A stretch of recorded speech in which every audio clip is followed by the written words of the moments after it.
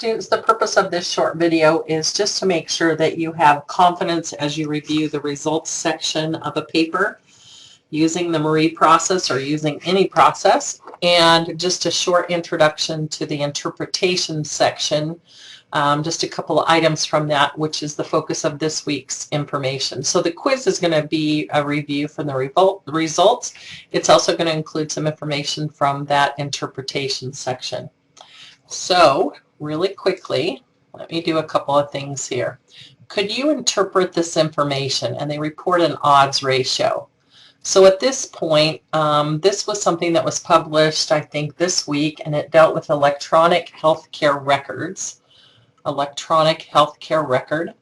And it looked at people's perception. These were practitioners in the VA system, and it looked at their perception of whether an electronic health record was a good thing or a bad thing, and whether they thought that that lowered the risk of results getting missed or led to patient safety issues, or if having an electronic record enhanced those things. So let's kind of, I don't have to understand what the whole study is about. What I hope you know by now is to look at what they report, and because they reported a ratio, you would know that for a ratio, if the result is 1, it would mean there was no difference between the treatment group and the control group for whatever that event was. So in this case, the event was potentially missed test results, and the odds ratio that they calculated was 0.52. Odds ratios are typically reported for either case control studies or cohort studies. And that's probably important to remember, not for the quiz this week, but just in general. Odds ratios of less than 1, and in fact, hazard ratios, risk ratios, any of those that are less than 1 favor the first group. If you take your calculator and you divide 0.5 by 0.7 and you come up with a value less than 1, that favors the group that's first, and usually that's the treatment group, and then the second group would be the control group. That's not always the case. So the safest thing to say is when the odds ratio is less than 1, it favors the first group, and then I would look at their data to determine what the first group was. I'll give you some more examples of this really quick, but let me just finish with this piece. I hope by now you know not to just stop at the odds ratio, hazard ratio, relative ratio, but risk ratio. You know to look at the confidence interval. And you should understand by now why most researchers pick a 95% confidence interval and why that's the most common one reported. But let's look here. The confidence interval does not include the value of 1. It doesn't cross the point of no effect. So in this case, if perceived ease of the electronic health record in reducing missed test results and delayed patient care, if that was reported first, we know that the electronic health record was favored because the values were all less than 1. Let's go to another example of this. And let me skip around, and who knows what I have open. We'll come back to that one in a minute. Let's go to, we'll get to that in a minute. And we'll get to that one in a minute. I thought I had these organized a little better on my desktop. Here is a study that was done on oral contraceptives and a person's risk, a woman's risk of having a myocardial infarction. Did their risk increase? And let's see, they report odds ratios. You see down here, they report odds ratios in the results. So I'm going to expect that this is either a case control or a cohort study. And sure enough, here they tell me in the methods, and that makes sense, that it's a case control study. Let's see what they found. So they're reporting the odds ratios for myocardial infarction among women who used contraceptives. There's our first group, compared with our second group, which is non-users, and they found a value of 2. So an odds ratio greater than 2, you know with odds ratios, even though other people do it, you should not say their risk was 2 times higher. That's not correct with odds ratio. It will work if we're doing risk, relative risk, I could say that. But with odds ratios, I would interpret this as There is a greater risk of having a myocardial infarction if you're taking oral contraceptives. Is it statistically significant? I look at the 95% confidence interval, and do these 2 points cross the line of no effect, which would be 1? They do not. So 1 would be on the graph down here. It does not include it. And so let's go to here to understand that. Here's that range of effects that could go up here to 100 and down here to 100. This is for relative risk. But when we say, does it cross the point of no effect, it's, does your range of confidence interval include the value of 1? Does it cross through the point of 1? So does it start down here, even if it starts at 0.99 and goes to 99, it still would be clinically insignificant because it crosses the point of no effect. So as we go back to that oral contraceptive article then, let's look. They did some more results here. Let's look at the actual range. So my risk was this high to this high of having a myocardial infarction if I took oral contraceptives of any kind. Then they looked at those who use second generation contraceptives, and my risk was even higher, or third generation contraceptives, this one, and my risk was actually a little bit lower. But overall, my risk was higher if I used oral contraceptives. Now let's look at this one. If I was going to have to pick between first, second, and third generation oral contraceptives, let's look at how the data might help me. The first generation, or all kinds put together, showed an increased risk. If I come down here to second generation, this one, and I look at my 95% confidence interval for, let's see if I'm getting my data mixed up. Let me come here to a table. Here's our odds ratios. So they calculated the numbers for us here. And do you see they didn't have to give you p-values because they've already done those confidence interval calculations. So they're telling you, if I look at this one, do you see how it crosses the point of no effect? It crosses that line of 1.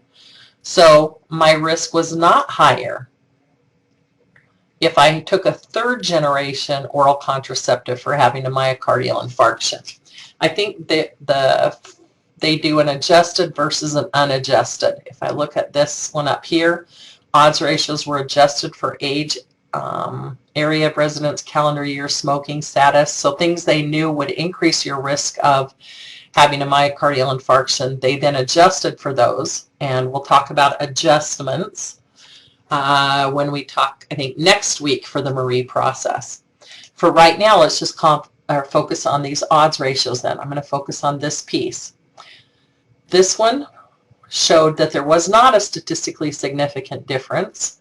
Your range was lower if you took a placebo or didn't use contraceptives, excuse me, or it was higher if you took oral contraceptives, either lower or higher. I should have just said that. And remember the first group in this versus the second group. These are people who took contraceptives, people who didn't take contraceptives. And because the value is greater than 1, I know that it favors, or the thing that happened occurred more frequently in the first group. So more myocardial infarction in the first group. More myocardial infarction in the first group. However, because the confidence crosses the value of 1, it is not statistically significant. So if I was going to take oral contraceptives, I'd prefer the third generation one.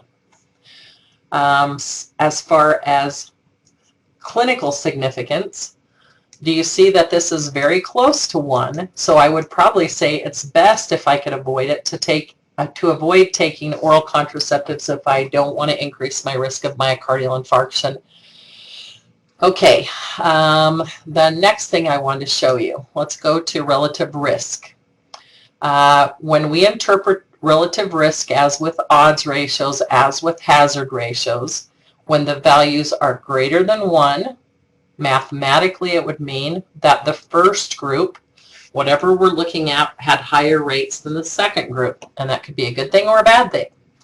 If the value is less than 1, it could mean that there is a lower rate in the second group compared to the first group. And that could be a bad thing or a good thing. It depends on what our outcome is that we're looking at. So here's just an example on the internet, and it says, what if you were told, somewhere it says, if you have a value of 1, it means you're average, right? That the risk is the same. When we're looking at relative risk, my risk of whatever is the same if the value is 1, because mathematically 1 divided by 1 or 10 divided by 10 or 100 divided by 100 is always going to be 1, and that means there's no effect between the two groups. So when we're dealing with any kind of ratio, if the value is 1 or if the confidence interval includes the value, it crosses the point of no effect, which in the case of ratios would be 1. It means they're not clinically or statistically significant. What if I was told that I had a 10 times higher risk? What if I had a relative risk for multiple sclerosis of 10?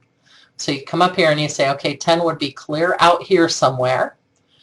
And a relative risk of 10 means my risk is 10 times. In this case, we can say that. Odds ratio, we can't. So we just say, if it's odds ratio, we say there's an increased risk or a decreased risk. With relative risk, if it's 10, you say there's a 10 times higher risk of developing, or for me to have multiple sclerosis than an average person. So 10 times risk sounds very ominous, but is it? Well, if I know the baseline risk of multiple sclerosis is just 3 in 1,000 people, then my risk is actually 3%. And you guys remember this. We said it's much better to use absolute risk reduction than it is to use relative risk.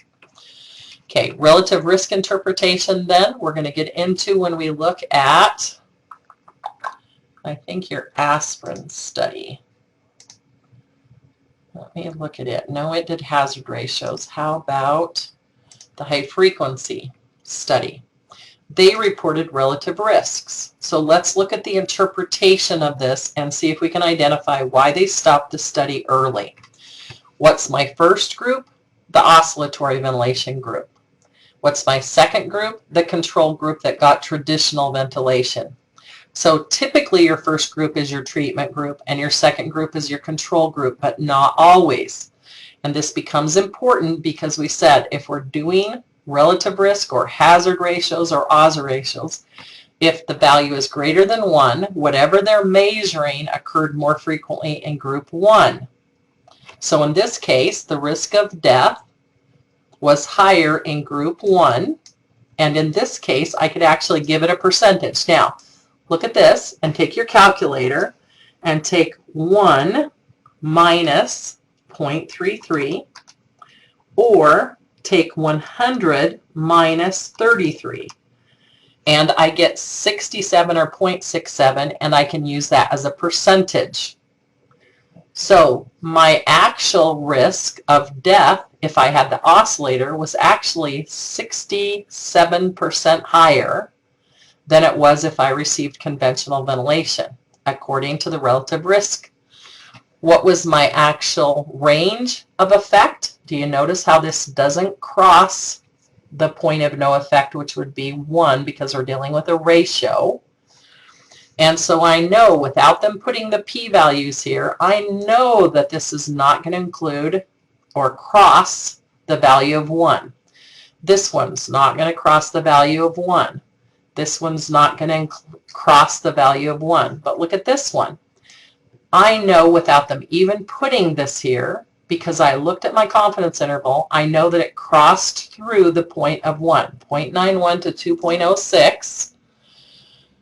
If I get to this, 0.91 to 0.206, notice how it crosses through that line of no effect. So back to this. Is it something that is clinically significant though? So get those calculators ready again. The actual, if I just go with the relative risk, there was a 63% higher rate of barotrauma in patients who were on the oscillator than people who are on conventional ventilation. How do I know that? Anytime the value is greater than 1, it means that whatever they were measuring occurred more frequently in the first group, and in this case, that's the treatment group. How bad was the effect? Well, the real range of effect went from, remember I have to do math again, I could take 100 minus 91, and I have 9. So the actual range was there was a 9% higher rate to 2 times higher. So 9%, I got that by taking 100 minus 91, or 1 minus 0.91 and turning it back into a percentage. So there was a 9% higher rate of barotrauma, up to a 2 times higher rate of barotrauma compared to the control group for those patients who were in the oscillator group. Okay, why did they stop the study? Look at this. Higher rate of death in the intensive care unit, higher rate of death before 28 days. These were all statistically significant different. And they showed that these things occurred more frequently in group 1 because the values were greater than 1. Okay, let's go to this one. What were the things on this that were better if I received high frequency ventilation? Can you pick those out? Now I want to look at the things that were less than 1, because those would favor group 1. They occurred more frequently in the group 2. If the value of relative risk or hazard ratio or odds ratio is less than 1, then that means it favored group 2. So, it favored group 1. So now I want to go to less than 1, and let's see. There was less hypoxemia in the high frequency group, and sure enough, there was. Look, 19 cases versus 38 cases. There was a little bit less refractory barotrauma that doesn't respond to normal things. Not by much. Let's do this one. There were less newer tracheostomies required, tracheal tubes needing to be placed, in people who had high frequency oscillation compared to the control group. And so I say, well, that's a good thing. But look, it included the line of no effect. It crossed through 1. So it was not statistically significant. Was it clinically significant? If I could tell you your rate of having a tracheostomy tube, if I look just at this piece, take your calculator, 100 minus 87, so 23, your chances of having to have a tracheostomy tube were 23% lower if you were on the oscillator ventilation. But the real point of effect was you were, let's do 100 minus 19. Now we're going the other way. You were 81% higher if you were in the tracheostomy group, or to 36% lower, so if you were in the tracheostomy group. So there was a huge range of variables on whether I had to have a new tracheostomy tube. Okay, so in a nutshell, I should be able to look at the range of confidence intervals. If the point of no effect is crossed, which for odds ratio, hazard ratios, relative risk ratio, any ratios, if it includes the value of 1, if it crosses through the value of 1, then I know that there was no difference between the treatment group and control group as far as a clinical significant difference. If it does not cross through the point of no effect, then I know that there's going to be a statistically significant difference. I hope the last time I said statistically significant instead of clinical. The next thing we know is if we were doing simple math, like if we're doing absolute risk reduction, it's not a ratio, then the value of no effect would be 0. Okay, let me go to your study for this that we've been going over, the aspirin study and the high frequency study we just looked at, but the aspirin study. Let's look at this really quickly. We go to the results section, and I could find the same thing in table form. So they give patients either placebo or aspirin. They look at how many of those had recurrence of venous thromboembolism. And we look at 73 patients versus 54 patients. Do you see which group they put first? They put placebo first, aspirin second. They then came up with a hazard ratio of 0.74. So their hazard ratio, if I go to their table, it might help me understand it better. So I'm going to go, in this case, it may not help me. It may be better if I stay there, because this one was kind of a different study where they combined results, wasn't it? Guess let's do this one. Do you see placebo and aspirin? So what does less than 1 tell you? Remember, any kind of value less than 1 when we're doing a ratio favored which group? The occurrence was less for this in the second group. So values less than 1, there was a lower rate in the second group. Values greater than 1, there was a higher grade value in the first group. And partly I can sort it out just by looking at this, So aspirin was protective for venous thromboembolism, but it was not statistically significant. Do you see that 0.52 to 1.5? I crossed the value of no effect. And not to beat this to death, but that would cross through the value of 1. So it would go from this side of the line to this side of the line, crossing that line. That means no effect statistically. So it was not statistically different. Let's go to one that was, though. Pulmonary embolism with or without deep vein thrombosis. The value is less than 1. That means it favors the second group. So there was lower rates of death, pulmonary embolism, whatever the event or condition is, in the second group. In this case, the aspirin group had lower rates. What was the actual effect? Please don't use this one. You cannot say, I guess the way you do this one is you take your calculator again and you do 100 minus 57, and I come up with 43.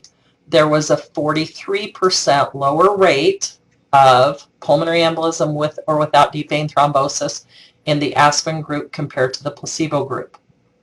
What does this mean? 1.73. There was a higher rate of bleeding in the aspirin group, and now I take my calculator again, and I take 1 minus 0.73, 27. There was actually a, well, I guess what you do is just, now that we're past the decimals, I had a 1.73 times higher risk of bleeding if I received aspirin than if I got the placebo. So anytime we've gone past the value of 1, like this one, my risk of bleeding was anywhere from 4 times higher to, now I'd have to do the decimal and do the calculator, 28%. So 28% up to 4 times higher. 28% lower or 4 times higher if I got aspirin, because look how this went from a low thing to a high thing. Huge confidence interval. So my rate of bleeding was not statistically different between the two groups. However, look at this one. And remember, values higher than 1 mean that they favor that it occurred more commonly in which group? In this case, for values greater than 1, it occurred more commonly in the second group. And look at that value, So your risk was 4 times higher, as much as 4 times higher. So big confidence interval, big difference. Okay, takeaway message from this slide then. Again, you should be able to look at those confidence intervals and decide if the p-value is going to be less than 0.5, going to be 0.05, if it's going to be statistically significant like this one. I know that because this doesn't cross the line of 1, I know it's going to be statistically significant. Now I have to decide if it's clinically significant. So remember, for rates less than 1, it favors the first group. Now that's not making sense to me, huh? I'm getting that backwards with you. That's not good. For values greater than 1, oh, that was for odds ratios. For hazard ratios greater than 1, my risk of the event, in this case I can look and see, was higher in the placebo group than it was in the aspirin group. And as I come over here, I could see the real range of effects. Anywhere from, and you can get that calculator out again, anywhere from 52% to 8% is my range. 52% to 8% higher risk of a major vascular event if I was in the placebo group compared to the control group. And they averaged those all out and came up with a hazard ratio. Hazard ratios are typically reported to you using Kaplan-Meier curves. Hazard ratios are usually a study that's gone on over a number of years, and they're going to project out what they think will happen. And they've measured those people at the time they were randomized, and then 1 year out, how many of them had recurrence of venous thromboembolism. At 2 years out, how many of them had recurrence of venous thromboembolism. At 3 years out, at 4 years out, and then they combine that cumulative risk or hazard risk rate and put it into a hazard ratio using a mathematical formula that's way beyond what we're going to do in this class right now. But what I can tell at a glance is my risk of having a recurrent venous thromboembolus was higher if I took placebo than if I took aspirin. However, look at your 95% confidence interval. Because it crosses through the point of 1, no effect, there was not a clinically significant difference between patients who took aspirin and patients who took placebo for having a recurrence of venous thromboembolus. How about major vascular event, though? Looks like the graphs are farther apart this time. Is that true? Well, here we go with the 66% confidence interval. So we could do the math. We could say 100 minus 66. There was a 34% reduction in major vascular events in people who took aspirin than people who took placebo. So even if I didn't know which one does it favor, look at your graph. What is it telling you? The risk of having a major vascular event over time, and it was much higher in the placebo group than in the aspirin group. So as I interpret the hazard ratio, remember I can subtract this from 1. So I had a 33% reduction. So let's see if that's what the authors told us when they did the results. They said, yeah, cardiovascular death was reduced by 34%. They looked at patients who had venous thromboembolus, and they said they came up with a hazard ratio of 74, which would mean how much reduction? If you did the math here, 100 minus 74 is 34, right? So they did. They reduced the risk of stroke or cardiovascular death by 34%. How about the rate of venous thromboembolus? Well, they calculated a hazard ratio of 0.67, and 100 minus 0.67 is 33. So they reduced the risk from myocardial infarction, stroke, bleeding, death from any cause. They reduced it to 33%. So do you see how you interpret hazard ratios? I know it's going to be clinically significant because it doesn't cross the value of no effect.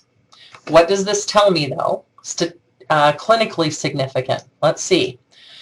The actual range that it reduced, that taking aspirin reduced the rate of thromboembolism, myocardial infarction, stroke, major bleeding, or death was actually, do the math again, 100 minus 49. Give you time to do that. And you can do this one in your head. Probably did that one in your head. The actual range of reduction of these events when I took aspirin ranged from 51% to only 8%. But if I told you you could reduce your risk of those things even by just 8%, wouldn't you do it? So I'd say it's statistically significant. The confidence interval doesn't include the point of no effect. It doesn't cross through it. From this end to this end, doesn't go through one.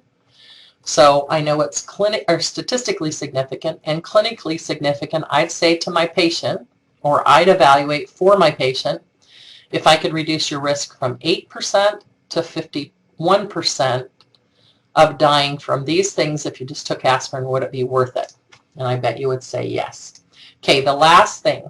Part of your analysis this week is looking at subgroups. And there was a subgroup for the aspirin study. It was actually found in a supplemental table that I had to dig and find. And this is what that supplemental table said. Okay, if you look, here we have a forest plot. And we're going to see forest plots to report data, a bunch of different data. And in this case, it was all these subgroups. So they wanted to see, did the risk of venous thromboembolus, was it different if there were men or women, or depending on when they started the anticoagulation, or if they were overweight or normal weight, or it looked at what type of event. Did it prevent one type of event better than another one? The other place we're going to see forest plots is we're going to see it in a meta-analysis when they've combined many studies to look as if they're one big study. And you should remember that from instruction that I've given earlier. Okay, let's look at the forest plot and orient ourselves to what they're measuring. They're measuring the hazard ratio. So hazard ratios are not relative risk ratios. They're not odds ratios. They're the rate of, they usually involve survival data or the event or some sort of occurrence. And in this case, it's venous thromboembolus. And they're going to do that over time. That's a key piece here. And they're usually going to report the data to you in a Kaplan-Meier graph. So survival data, that's usually involving a hazard ratio calculation. Hazard ratios are usually going to be used in survival studies, ones that are usually randomized controlled trials. They are also going to be shown to you visually on a Kaplan-Meier curve or graph, and we looked at those. Okay, let's look at this then. Small boxes or big boxes? When we look at a forest plot, which is better? How does the author tell you they put more weight on one study or one value than another? So it's usually we want bigger boxes. That means more weight. Do you want long whiskers or short ones? Do you remember what the whiskers represent? Well, the whiskers, you should remember, tell you the confidence interval, and so usually I want small confidence intervals. So most of these are pretty wide. I'd expect bigger boxes are the ones that have the shorter confidence intervals. The next thing I'd look at is, what's my point of no effect? Because I'm doing a ratio, it's going to be 1. If I was doing simple math, like with absolute risk reduction, it would be a 0. But in this case, the value of no effect is 1 because I'm doing a ratio calculation. And these are my 95% confidence intervals. These are my means or my average, where the box is placed. And the size of the box, do you remember, was the weight of the study. In this case, it's just, I guess it's similar kinds of things. They chose to say the risk of the event was more significant to them than prior time of calculation of when they started their anticoagulation. Okay, do you remember what the diamond represents? The diamond represents that there's the total cumulative effect.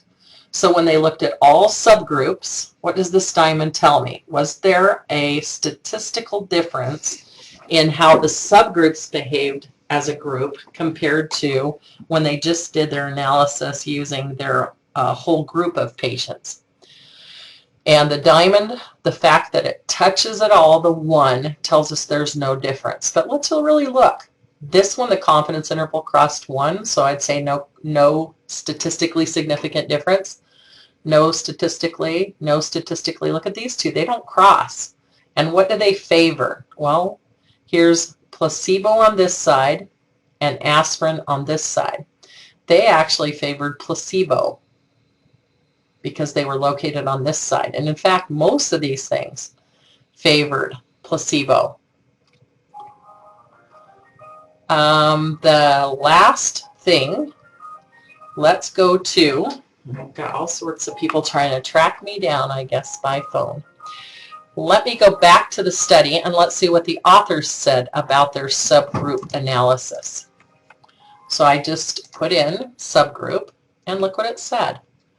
They assessed differences in the effect of aspirin across pre-specified subgroups. We saw those. Male, female, we saw age differences, when they started the anticoagulation, what their BMI was, and when they had their first event.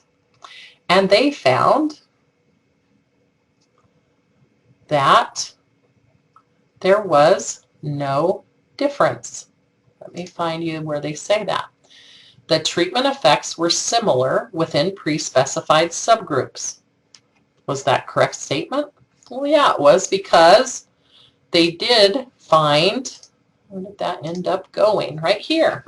We said this diamond told us that in those pre-specified subgroups there really wasn't a difference. However, there were subgroups, a couple of them, where there was a difference, and the authors chose not to mention those. You could say that's a good thing or a bad thing. So sometimes it's helpful to go after those additional tables. I think that has covered all the things that I wanted to cover with you today. So I hope you feel more prepared for your quiz. I hope that you're better able to interpret hazard ratios, odds ratios, confidence intervals.